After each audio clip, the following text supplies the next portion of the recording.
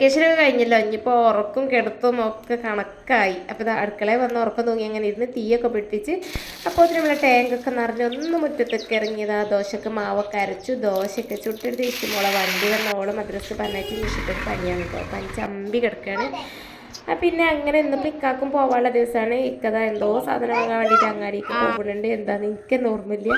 അതൊക്കെ കഴിഞ്ഞപ്പോൾ ഒത്തിരി മഴൻ്റെ ഇതൊക്കെ പോയിട്ട് നല്ലൊരു വെയിലൊക്കെ വന്ന് പിന്നെ എനിക്ക് കൊണ്ടുപോകാൻ വേണ്ടിയിട്ട് റൈസാണ് റെഡിയാക്കണത്. അപ്പം അതിന് വേണ്ടി വെള്ളത്തിലിട്ട് വെച്ചാണ്ടോ റൈസ്. പിന്നെ ഇക്കത പോവാൻ ടൈമിൽ ചെരുപ്പൊക്കെ തുടച്ചൊറ്റൊക്കെ തന്നെ പാവം അങ്ങനെ പോവാണ് കേട്ടോ. പിന്നെ അതൊക്കെ കഴിഞ്ഞിട്ടാണ് ഞാൻ ഫുഡ് റെഡിയാക്കുന്നത്. അപ്പോൾ തലേ ദിവസം വേവിച്ച് വെച്ച ബീഫൊക്കെ ഉണ്ടായിനി. അപ്പോൾ ഒരു മന്തി റൈസ് പോലെ റൈസ് മാത്രം റെഡിയാക്കി.